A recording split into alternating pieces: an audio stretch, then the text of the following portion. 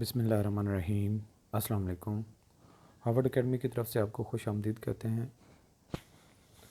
हम पेडागोजी का आज सेकंड पार्ट पढ़ रहे हैं, सेकंड सेशन कर रहे हैं। करिकुलम क्या होता है? सिलेबस होता है ऑफ एल टू एल, यानी कि लर्निंग टू लर्निंग। जब आपका ये प्रोसेस चल रहा होता है उसमें कॉमन जो चीज़ें इन्वॉल्व होनी चाहिए। उसमें क्या चीज़ है? थिंकिंग स्किल इन्वॉल्व होनी चाहिए, लर्निंग का एक स्टाइल मौजूद होना चाहिए, गार्डनर मल्टीपल इंटेलिजेंसेस जहानत का इस्तेमाल है। इसके अलावा गोलमैन इमोशनल इंटेलिजेंस है, how the brain works, study skills के जो स्टडी की एक स्किल है उसको माइंड कैसे इंटरेक्ट करता है, गाई क्लैक्सेशन गलाई क्लैक्सटन्स 4 R's, यानी कि जिसको resilience, resourcefulness, reflectiveness and reciprocity, ये जो 4 R's के नाम से, क्योंकि ये R से स्टार्ट हो रहे हैं तो इनको भी आगे चल के हम समझेंगे। इसके अलावा माइंड मैपिंग, माइंड को मैयर करना, वो किस कैपेसिटी में है, किस तरीके से वो रिएक्ट करता है, किस तरीके से चीज़ों को परसीव करता है। तो माइंड को भी समझना, माइंड की मेजरमेंट लेना टीचर का काम होता है कि हमारी क्लास के जो स्टूडेंट्स हैं उनकी कैपेसिटी कितने तक है। तो ये चंद एक चीज़ें हैं जो हमारे हर करिकुलम में, कॉमन करिकुलम में ये चीज़ें इन्वॉल्व होती हैं। भले आप मैथ, जनरल साइंस, सोशियोलॉजी, कोई भी आप सब्जेक्ट लेते हैं, ह्यूमैनिटीज़ का कोई भी सब्जेक्ट ले लेते हैं, तो ये कॉमन प्रोसेस हर एक में आपको नज़र आएगा। अच्छा, जब हम जनरल टीचिंग ऑफ नॉलेज की बात करते हैं तो उसमें सिर्फ 2 चीज़ें जनरल की जब बात करते हैं, यानी कि उसमें जनरलाइज्ड पेडागोजिकल नॉलेज होना चाहिए जिससे हम इफ़ेक्टिव सब्जेक्ट टीचिंग कर सकते हैं। यानी कि जनरलाइज पेडागोजिकल आपके पास नॉलेज है जनरल लेवल का, जो कॉमन है, हर जगह पे अप्लाई होता है, तो आप कोई भी सब्जेक्ट जो है वो इफ़ेक्टिवली पढ़ा सकते हैं। और डिसकनेक्टेड नॉलेज का मतलब ये है कि सम टाइम आप टॉपिक्स कवर कर रहे होते हैं, एक प्रोसेस नहीं होता, एक सब्जेक्ट नहीं होता। कभी आपने एक सेगमेंट पे चले जाना होता है, कभी दूसरे सेगमेंट में और कभी तीसरे सेगमेंट में। तो इसमें क्या चीज़ होनी चाहिए? एक तो नॉलेज ऑफ द डिसिप्लिन, यानी कि ये जो आप टॉपिक्स पढ़ा रहे हैं उसका नॉलेज भी होना चाहिए, और जनरलाइज, जो कि हमने पीछे बात की पिछली स्लाइड पे, कि जनरलाइज पैडागोजिकल नॉलेज, ये दोनों जब होंगे, यानी कि जनरल पैडागोजिकल नॉलेज और आपका उस एरिया में नॉलेज है, ये दोनों चीज़ें होंगी तो आपका इफ़ेक्टिव सब्जेक्ट टीचिंग हो सकता है। यहाँ पे देखें, पिछला जो स्लाइड हमने की थी यहाँ पे कॉमन प्रोसेस था, जनरल टीचिंग नॉलेज की बात सिर्फ हो रही थी, तो ये इजी था। अब यहाँ पे थोड़ा सा हमें सेगमेंटेड या डिस्कनेक्टेड नॉलेज कम्युनिकेट करने के लिए उस एरिया में भी ग्रिप करना ज़रूरी है। थोड़ा सा सिस्टम कॉम्प्लिकेटेड हो गया क्योंकि इंडिपेंडेंट हमारे वेरिएबल 2 हो गए और डिपेंडेंट आउटपुट जो है वो हमारा क्या है?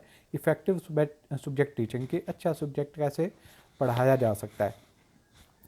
अब इसमें जाके हमारे पास थोड़ा सा प्रोसेस और कॉम्प्लिकेट हो जाता है। इसमें आपको जो कंटेंट है, यानी कि जो आप एरिया जिसको पढ़ाना चाह रहे हैं उस कंटेंट पे जितनी ग्रिप होगी, अच्छी ग्रिप होगी, तो ही आप मीडिएट कर सकते हैं। यानी कि आपके 2 मेन चीज़ें हैं, एक तो नॉलेज ऑफ द डिसिप्लिन, वही एक जनरल पेडागोजिकल नॉलेज, ये दोनों जब हैं उसके बाद जितने कंटेंट्स आपके अच्छे होंगे, जितना आप फोकस्ड होंगे अपने रेलिवेंट सब्जेक्ट के, ये उसकी quality of effective subject teaching पे बड़ा मैटर करती है। यानी कि अगर इसको निकाल दें तो इफ़ेक्टिव सब्जेक्ट टीचिंग उस लेवल का नहीं रहेगा।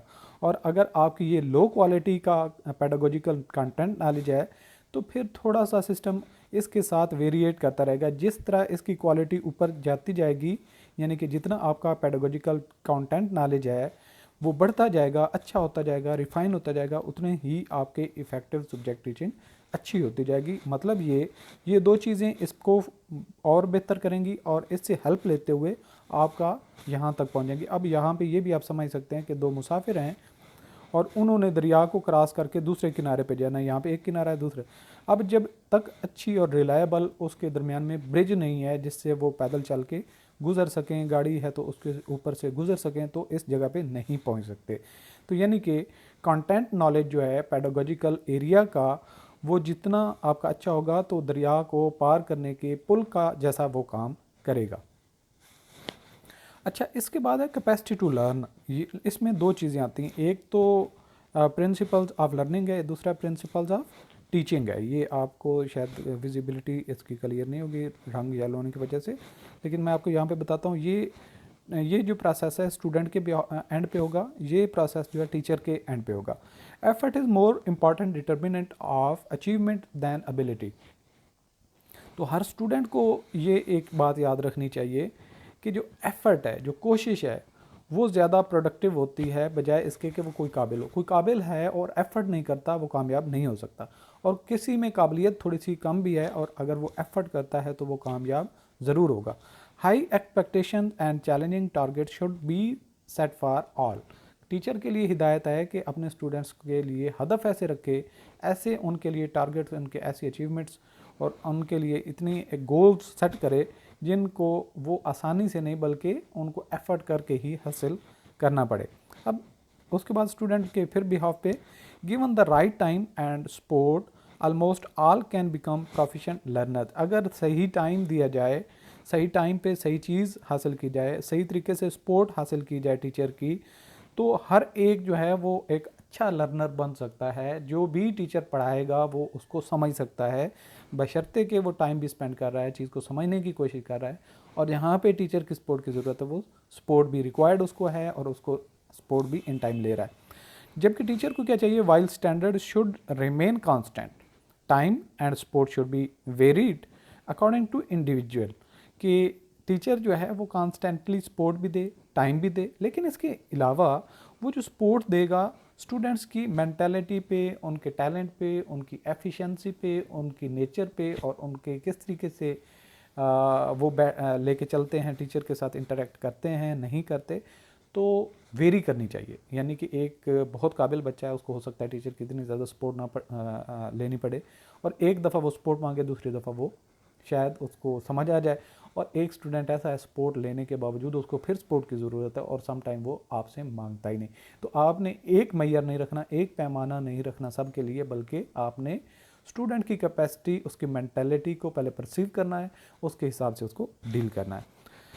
अच्छा, are these standard place and targets for all students, do we very?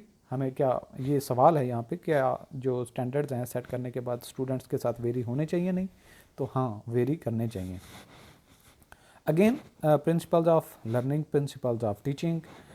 Knowledge is a constructive process. ये एक प्रोसेस है, यानी कि ख़त्म नहीं होता, चल रहा है, फिर यहाँ पे पहुँचेगा, यहाँ से फिर चलना शुरू हो जाएगा।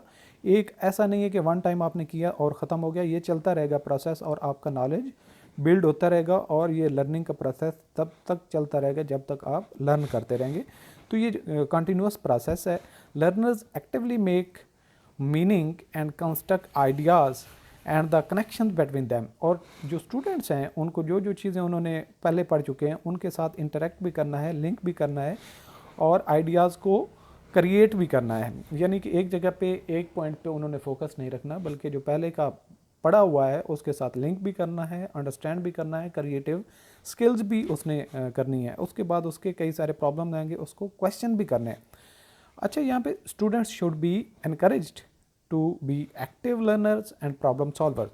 तो यहाँ पे टीचर का एक रोल ऐसा होना चाहिए कि बच्चे ऑटोमेटिकली उसको एक्टिवली उसके साथ इन्वॉल्व हों, वो उनको इनकरेज करे कि वो उसके साथ पार्टिसिपेशन करें, और कोई प्रॉब्लम उनके सामने रखे तो वो अपना एक इफ़ेक्टिव सोल्यूशन देने की कोशिश करें।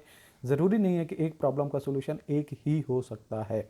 कोशिश करें कि बच्चे की अगर मेंटालिटी सही तरीके से वो आंसर नहीं भी कर पा रहा, बजाय इसके कि उसको डिस्करेज करें, आप उसको इनकरेज करने की कोशिश करें, उसके अंदर से पॉजिटिव पॉइंट्स निकाल के उसको इनकरेज करें ताकि वो माइंड का यूज़ ज़्यादा से ज़्यादा करे। जब वो माइंड को यूज़ करना शुरू कर देगा, उसकी हेजिटेशन, उसका खौफ ख़त्म हो जाएगा, तो ऑटोमेटिकली वो अपने दिमाग से काम लेना शुरू हो जाएगा और पार्टिसिपेशन में वो पार्ट अप होता जाएगा।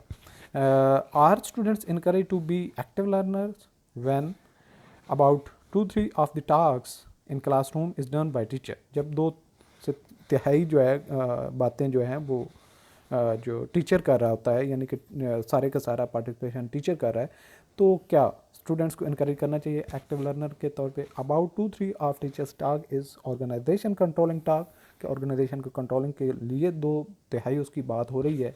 तो क्या उस स्टूडेंट्स को इनकरेज करना चाहिए कि उसके अंदर पार्टिसिपेट करें? हर हाल में स्टूडेंट्स को इनकरेज करना है कि वो पार्टिसिपेट करें। सो हम क्या कह सकते हैं, we teach not to produce little living libraries on the subject. हम इसलिए नहीं पढ़ रहे कि किताबों की लाइब्रेरी बढ़ते जाएं, but rather to get students to think mathematically. लेकिन सिर्फ हम इसलिए पढ़ते हैं कि बच्चे जो हैं वो दिमाग को मैथमेटिकली कैलकुलेशंस की तरफ लेके जाएं कि 2 और 2 4 कैसे होते हैं, 2 चीज़ें हैं, 2 हैं और मिलती हैं तो इकट्ठी 4 हो जाती हैं। ज़ाहिर बात है, बात सिंपल सी है, लेकिन मेंटल प्रोसेस है। 2 और 2 4 होती हैं, यानी कि उसके एडिशन का प्रोसेस भी है और फिजिकली वो लुक भी कर रहा है, माइंड के अंदर प्रोसेस भी लेके चल रहा है। तो हमने माइंड के प्रोसेस को एक्टिवेट करना है, ना कि हमने इसलिए पढ़ाना है कि जो लाइब्रेरी के अंदर किताबें हैं हम भी किताबें लिख सकें या वो किताबें जो हैं वो समझ सकें, या हम ये कहें कि हमने ये सारी किताबें पढ़ दी हैं, ये मकसद नहीं है। बल्कि क्रिएटिव स्किल इन्हेंस करना, बढ़ाना, उसके अंदर पैदा करना, जो हमारे स्टूडेंट्स होते हैं या हमारे अंदर हमारे पास यूथ होती है, उसको हमने बेहतर प्रोडक्ट बनाना होता है। For them self to consider matters and historian does. जिस तरीके से एक तारीखदान चीज़ों को कैलकुलेट करता है कि अगर 1800 में ये चीज़ थी तो 1900 में डेवलपमेंट कैसे हुई, प्रोसेस कैसे इन्वॉल्व हुआ, एवोल्यूशन का ये प्रोसेस कैसी किस स्टेज से गुजरा, हिस्टोरियन चीज़ों को कैलकुलेट करते हैं, लिंक करते हैं, एक हिस्ट्री को दूसरी हिस्ट्री के साथ लिंक करते हैं, वार्स को लिंक करते हैं। इसके अलावा जो प्रोग्रेस या कोई इंसिडेंट हुए होते हैं उनको लिंक करता है, और जो जंगजू आए होते हैं उनको लिंक करता है, और फिर जाके कोई चीज़ कंक्लूड करके उस पर रिलाई करता है। To take part in the process of knowledge getting, knowing is a process not a product. कि जो समझना है, पढ़ना है, सीखना है, ये एक प्रोसेस है, ये एक प्रोडक्ट नहीं है कि आप जाके मार्केट से बाय करें और अपने पास रखें कि जी मेरे पास नॉलेज है। नॉलेज एक प्रोसेस है जिससे आप अपनी अवेयरनेस, अपनी मालूमात, अपना इल्म और अपनी सोच और समझ को वसी कर सकते हैं। और इस प्रोसेस में जब तक सारे एक्टिवली पार्टिसिपेट होकर मूवमेंट नहीं करते, तब तक ये आप आउटपुट हासिल नहीं कर सकते। ये था आज का हमारा सेशन। उम्मीद करता हूँ कुछ ना कुछ आपको आइडियाज़ मिले होंगे जिनसे आप फ़ायदा उठा के दूसरे अपने स्टूडेंट्स को फ़ायदा उठाएंगे। Thanks for watching. खुदा हाफिज़।